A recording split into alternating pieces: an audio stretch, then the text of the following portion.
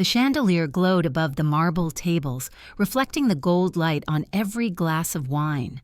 The guests laughed loudly, talking about travels and success.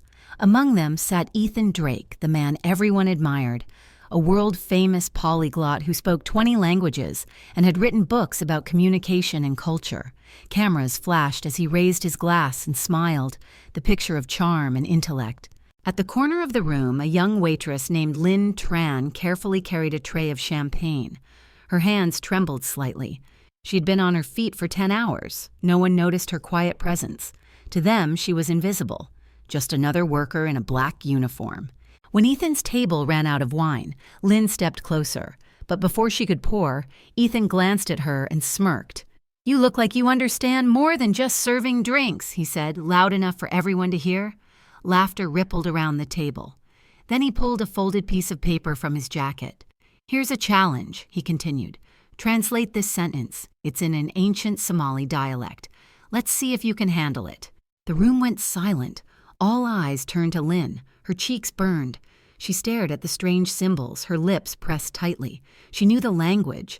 She had studied it once, long ago, but her pride battled with humiliation. Should she speak or stay quiet and keep her job?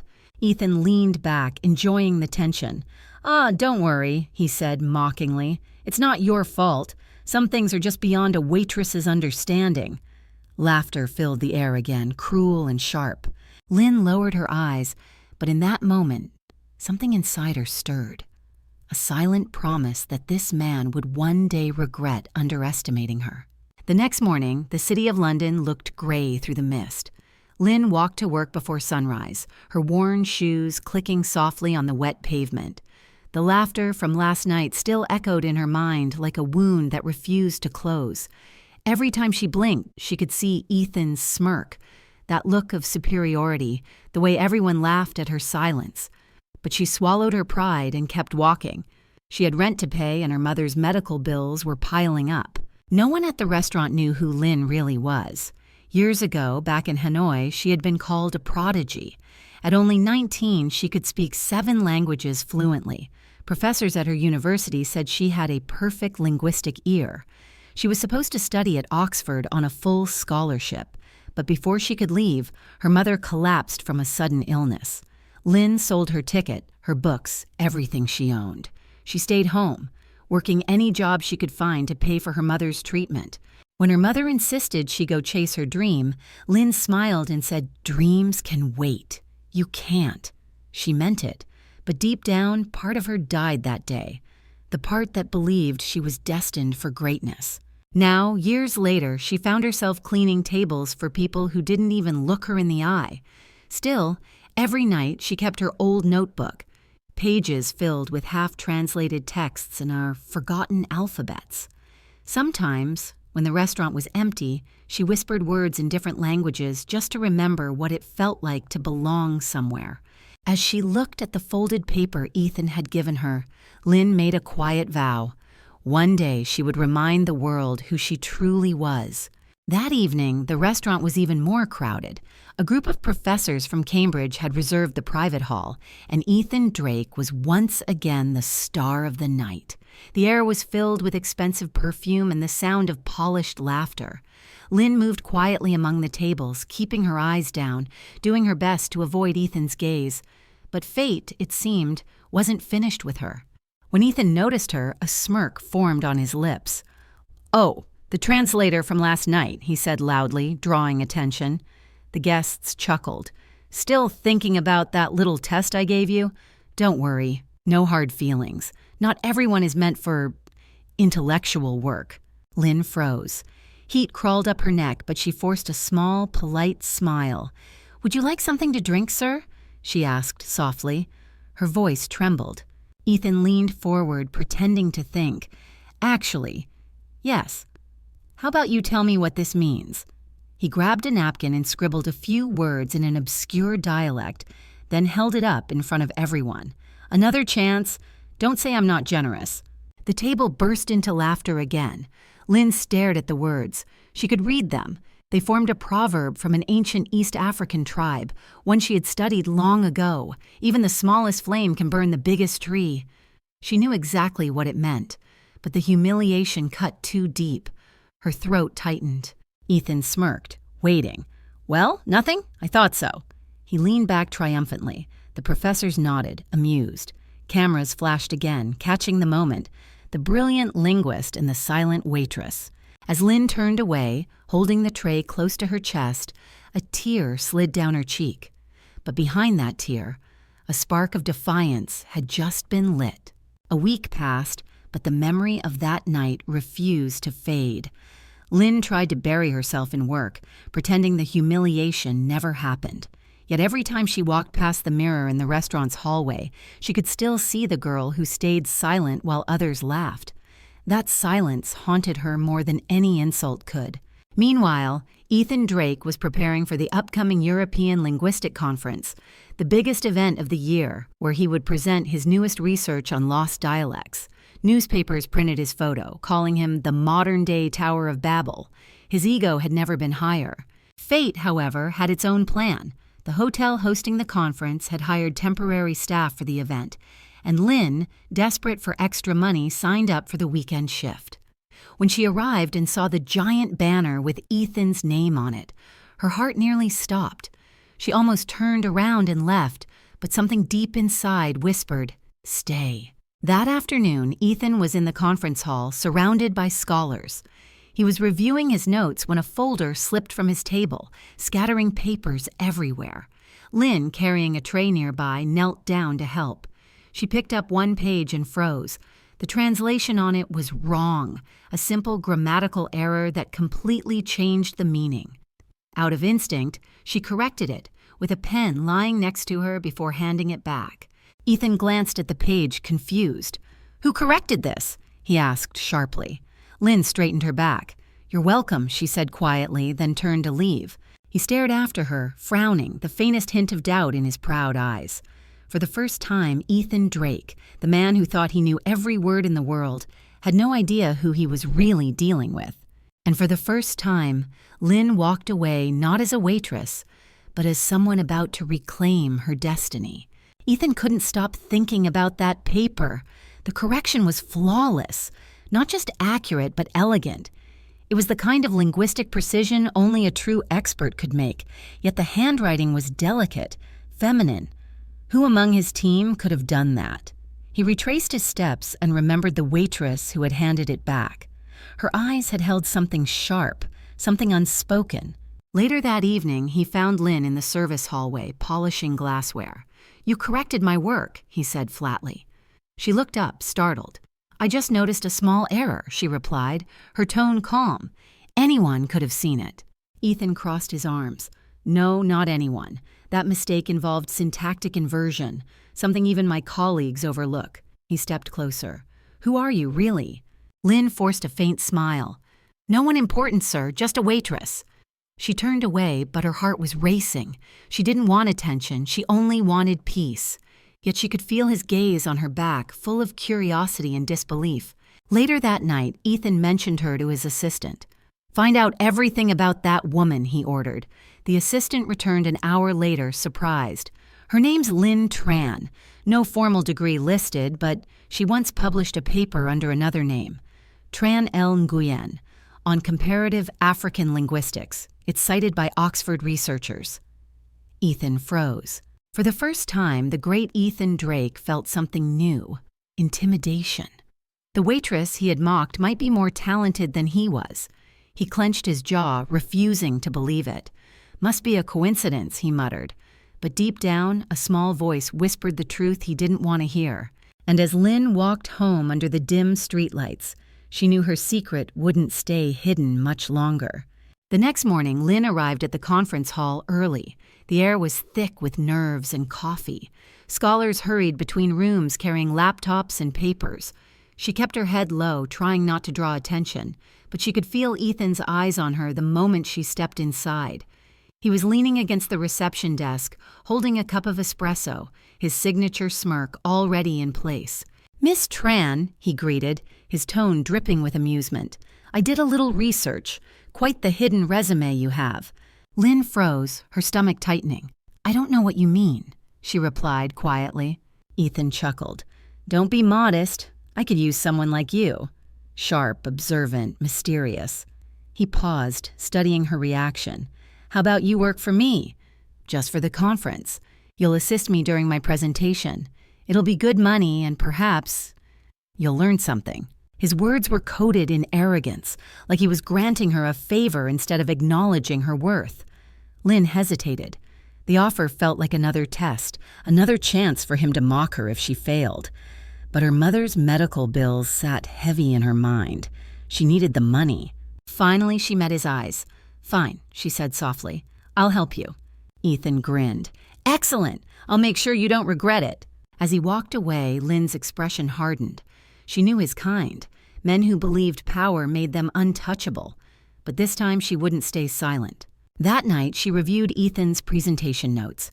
They were impressive, yes, but flawed in places only she could see. For the first time in years, she felt her mind awaken again, sharp and alive. Ethan thought he had hired a servant, but he had just invited his greatest rival to stand beside him. The conference hall buzzed with anticipation. Reporters lined the walls, cameras ready. The stage glowed under soft golden lights where Ethan Drake stood, rehearsing his opening lines. Beside him, Linh adjusted the microphone quietly, her black uniform replaced by a simple white blouse and blazer. She looked calm, but inside her chest, her heart pounded like thunder. Ready? Ethan asked with a smirk. Just follow my lead and try not to get lost. Linh nodded, hiding her irritation. She had spent the whole night reviewing his notes, correcting mistranslations and organizing slides that made no logical sense. Ethan never noticed, or perhaps he didn't want to. He believed everything he touched was flawless. The doors opened. Hundreds of scholars filled the room. Ethan began with confidence, switching between languages with theatrical flair. The crowd clapped, then midway through the speech, he gestured toward Linh. My assistant will now demonstrate the oral translation exercise, he said proudly, expecting her to stumble. Linh stepped forward, hands steady. A professor read a passage in an ancient dialect. Without hesitation, Linh translated every word, her voice soft yet commanding. She not only conveyed the meaning, but the rhythm, the emotion. The audience gasped. Ethan's smile faltered for the first time. When it ended, one of the professors asked, Young lady, where did you study? Linh hesitated, then replied, Nowhere special, sir. Life taught me what books couldn't. The crowd murmured in admiration. Ethan forced a laugh, trying to regain control. Impressive for an amateur, he said through gritted teeth, but everyone could see it. She had outshined him. Cameras clicked, capturing the contrast, his stiff pride beside her quiet brilliance. As Linh stepped off the stage, the applause followed her, and in that sound, Ethan heard the first crack in his perfect reputation. By the next morning, the conference hall was buzzing, not about Ethan Drake, but about the mysterious assistant who had outshined him on stage. Articles popped up online. Unknown waitress shocks linguistic world. Who is the woman behind Ethan Drake's success? Her photo circulated across social media, a quiet girl standing beside the famous polyglot, her eyes filled with calm intelligence. Ethan's inbox flooded with messages, but none of them praised him. Every headline mentioned Linh. His pride twisted into anger. How could one waitress steal the spotlight he'd built for years? At the restaurant, Linh tried to stay unnoticed, but the world wouldn't let her. Customers whispered, taking pictures, asking if she was that girl from the conference. She smiled politely, though each question felt like a bruise reopening. She didn't want fame. She only wanted peace and her mother's health. Meanwhile, Ethan sat in his penthouse, scrolling through endless posts, his jaw clenched tighter with every comment praising Lynn's intelligence. A prodigy hidden in plain sight, one headline read. He slammed his laptop shut. She's making me look like a fool, he muttered. His assistant hesitated. Maybe it's good publicity. Oh, publicity, Ethan snapped. She embarrassed me in front of scholars I've worked with for decades. That night, frustration consumed him. He opened his drawer and pulled out Lynn's old file, the one his assistant had found. Her past was there. University dropout, no degree, waitress, a simple story, and yet the perfect weapon. He smiled coldly. Let's see how the world reacts when they learn their genius waitress never even graduated. While Lynn peacefully slept, believing the storm had passed, Ethan was already crafting the headline that would destroy her name. The following week began with silence, and then came the storm. Every news outlet that had praised Lynn suddenly turned against her. Headlines screamed, "Fake linguist exposed," "Waitress, lied about academic background." Articles claimed she had forged documents, faked her identity, and cheated her way into the conference. At the restaurant, whispers followed her wherever she went. Some coworkers avoided eye contact, others stared openly. The manager called her into his office, his tone cold. "Lynn, I'm sorry, but we have to suspend you until this is cleared up. The board doesn't want bad publicity." She stood frozen. "You think I lied?" He sighed. "It's not what I think. It's what the world believes." When she stepped outside, cameras were waiting. Flashlights blinded her as reporters shouted questions. "Did you pretend to be a linguist?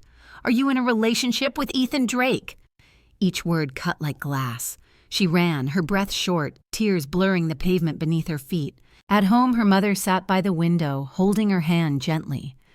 "Don't cry, my daughter," she whispered. "The truth always comes back." But Lynn felt hollow. What if the truth no longer matters? Meanwhile, Ethan watched from his luxurious study, sipping wine as news anchors tore her reputation apart. For the first time in weeks, he smiled. "Now the balance is restored," he said to himself. But what he didn't know was that one of his former mentors, an old professor who once taught both Lynn and him, had seen the reports and recognized the handwriting in Lynn's translations. The professor frowned, sensing something deeper. As Lynn sat in the dark, clutching her mother's hand, a knock echoed at the door, and behind it waited the person who would change everything. The knock came again, gentle but firm. Lynn wiped her tears and opened the door.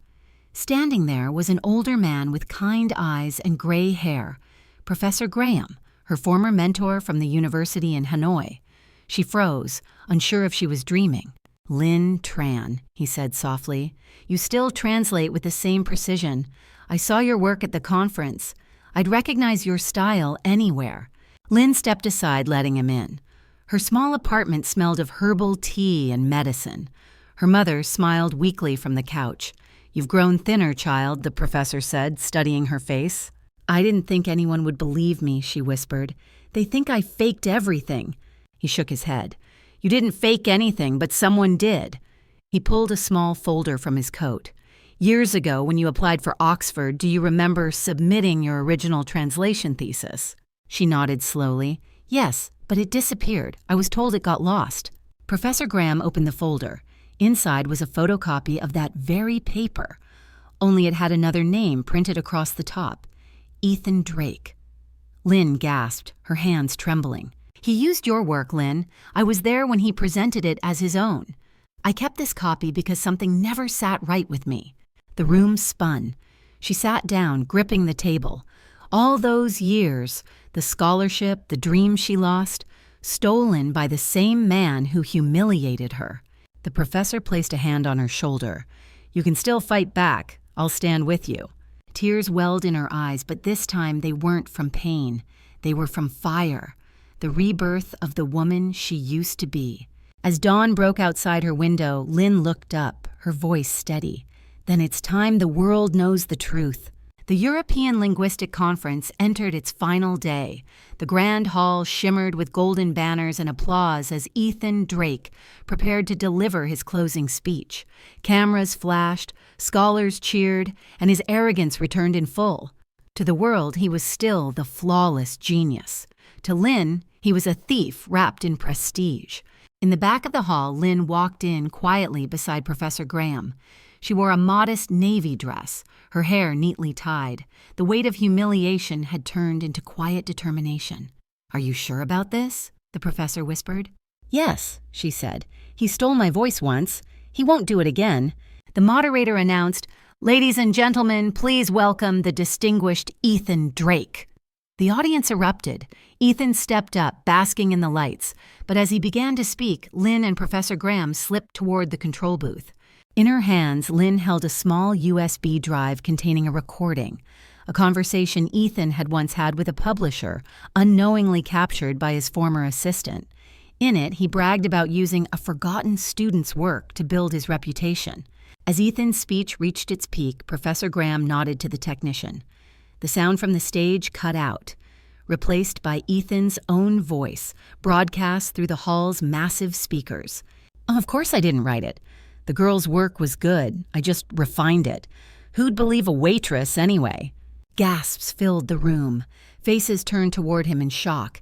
Ethan froze mid-sentence, color draining from his face. Linh stepped from the shadows, calm and unshaken. Her eyes met his across the stage. For the first time, he looked small, fragile, exposed. And when she began walking toward him through the stunned silence, everyone knew the storm had just begun. The room was frozen. Ethan stood motionless on stage, the recording echoing again through the massive hall. Who'd believe a waitress anyway? Each word hit like thunder. The same audience that once worshipped him now stared in disbelief. Murmurs spread like wildfire. Professor Graham stepped forward, his voice steady. That recording was verified, and the paper Ethan Drake presented 10 years ago as his own was authored by Linh Tran. Gasps erupted. Reporters lifted their cameras. Ethan's hands trembled. "This is absurd," he shouted, his face pale. "You can't prove anything." But Linh, standing in the center aisle, raised her voice. Calm, clear, and unshakable. "You already did, Ethan, in your own words." The moderator tried to restore order, but the crowd's energy shifted. People began whispering her name. Linh Tran, the real author. The waitress? No, the linguist. Ethan turned toward her, eyes wide with fury. "You planned this," he hissed. "You ruined me." Linh took a step closer, her voice trembling but strong. "You ruined yourself when you stole what didn't belong to you." For a moment, silence swallowed the hall. Then, slowly, Professor Graham handed Linh a folder, the original manuscript bearing her signature. He placed it on the podium for all to see. The seal of the old university shone under the lights. The proof was undeniable. Ethan's shoulders sagged. The camera zoomed in, capturing his downfall live. His lips quivered, but no words came out. Linh turned toward the crowd. Her voice softened. "I never wanted revenge. I only wanted truth." The audience rose to their feet. Applause thundered through the room. And as Ethan lowered his head in defeat, Linh realized the victory she had longed for was never about pride. It was about reclaiming her name. The applause roared like a storm that refused to end. Ethan stood on stage, pale and speechless, his world collapsing under the weight of truth. Reporters shouted his name, flashes blinded him, but the only voice that mattered was the one walking slowly toward him, Linh's. She stopped just a few feet away, her hands steady, her heart calm. "Do you remember what you said to me that night?" she asked softly. "You told me some things were beyond a waitress's understanding." The room fell silent again. Ethan's throat tightened. He couldn't look her in the eye. Linh took a deep breath. Her voice carried across the hall, gentle yet sharp enough to cut through the air. "I never wanted anyone to kneel before knowledge. I just wanted people to respect the truth and each other." The entire hall went still. Her words weren't loud, but they sank deep, reaching everyone present. Even those who had once mocked her now lowered their heads in shame. Professor Graham smiled faintly from the back row, his eyes glistening with pride. Ethan finally spoke, his voice cracking. I didn't mean to." Linh stopped him with a small gesture. "You did, but what you meant doesn't matter anymore. What matters is what you choose to do next." For the first time in his life, Ethan Drake had no clever words left. He bowed his head, not out of courtesy, but out of guilt. The cameras caught everything. The humbled scholar, the strong woman, and the moment dignity triumphed over ego. And as Linh stepped off the stage, the crowd rose to their feet, knowing they had just witnessed something far greater than revenge. They had seen grace. The news spread faster than wildfire. Within hours, every major outlet ran the story. Ethan Drake exposed for academic theft. Waitress turns out to be real author. The internet exploded with reactions. Some called for his resignation, others demanded he be banned from future conferences. Sponsors pulled out, universities cut ties, and within days, the man once hailed as a genius was officially suspended from the European Linguistic Council. Ethan locked himself in his apartment, blinds drawn, curtains shut. The world that had adored him now mocked him. His phone wouldn't stop ringing. Journalists, colleagues, even former friends calling to check in. But there was no sympathy in their voices, only curiosity. He opened his laptop and stared at his inbox. Hundreds of unread emails, but one caught his attention. The subject line read, "From Linh Tran." His hands shook as he clicked it open. Her message was brief. "Ethan, the truth had to come out. Not to destroy you, but to free both of us. Knowledge means nothing if it's built on lies. I hope one day you'll teach again. Honestly, Linh." He read it twice, then 3 times. No bitterness, no arrogance, just clarity. For the first time in years, Ethan felt something real. Shame mixed with gratitude. He stared out the window at the gray London sky, whispering, "She's everything I pretended to be." Meanwhile, Linh continued working quietly at the university, helping Professor Graham restore her research. She refused interviews, turning down fame. "Let the work speak," she told him. Still, she couldn't shake one question. Could someone like Ethan ever truly change? And somewhere across the city, Ethan began typing again. Not another book of pride, but a letter that might just prove redemption was possible. Weeks passed, and the chaos slowly faded. Linh spent most of her days in the university library, surrounded by the smell of old paper and quiet respect. The world she had once lost. For the first time in years, she was doing what she loved again. Researching, teaching, and mentoring young students who reminded her of herself. Her mother's health, however, had worsened. Medical bills continued to rise, and Linh often skipped meals to save money. She never complained. "I've survived worse," she told herself. But one afternoon, Professor Graham called her into his office holding a letter. "It's from the International Language Foundation," he said, smiling gently. "They've awarded you a full research grant and additional funding for your mother's treatment.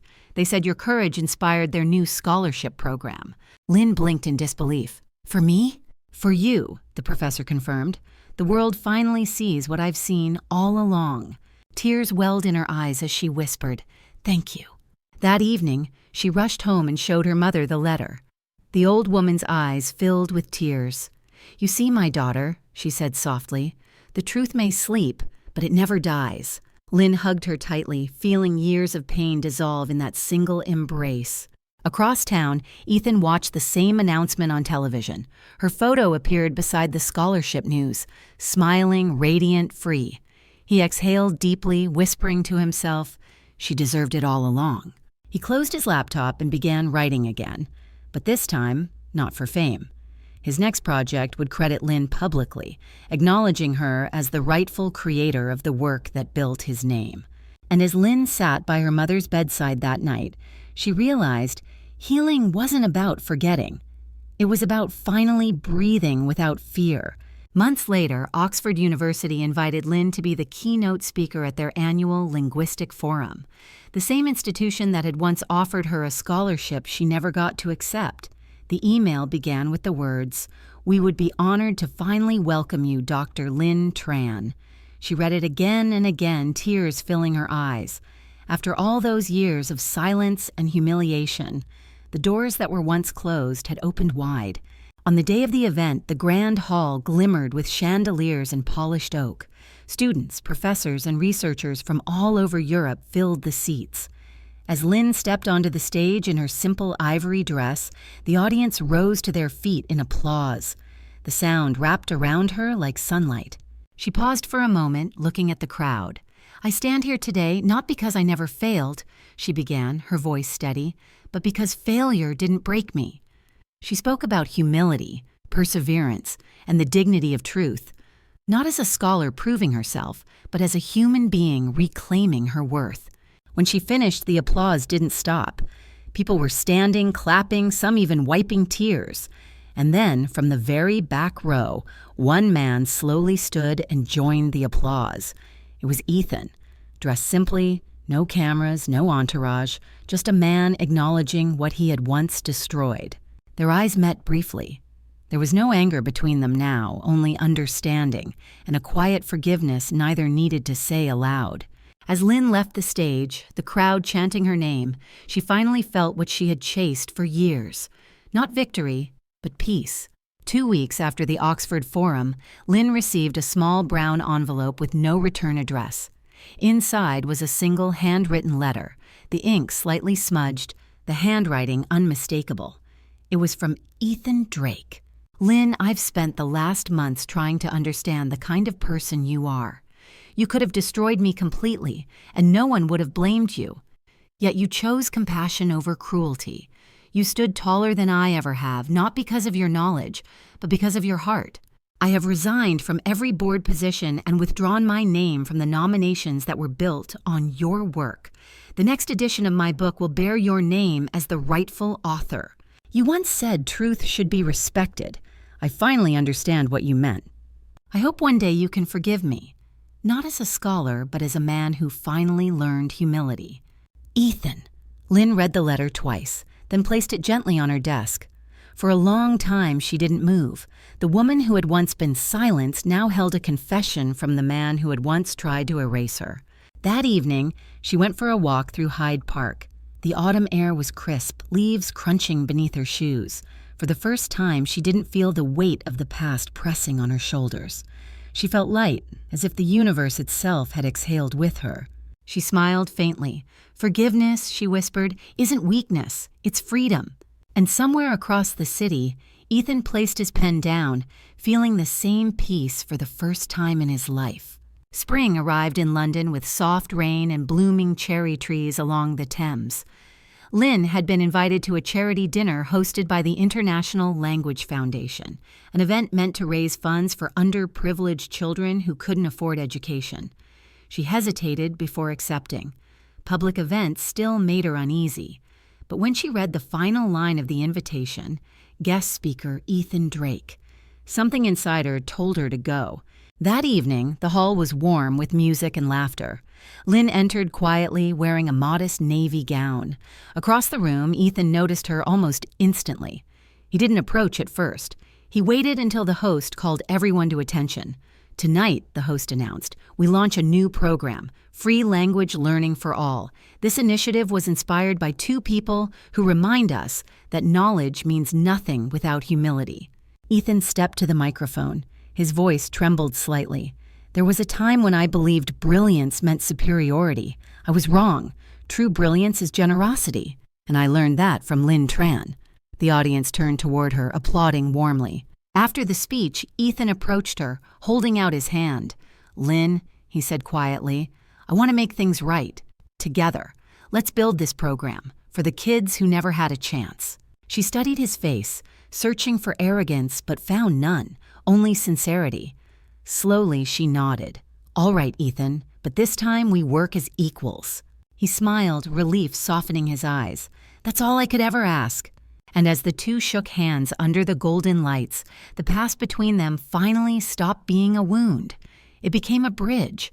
Months turned into a year, and the program Linh and Ethan built together began to spread across continents.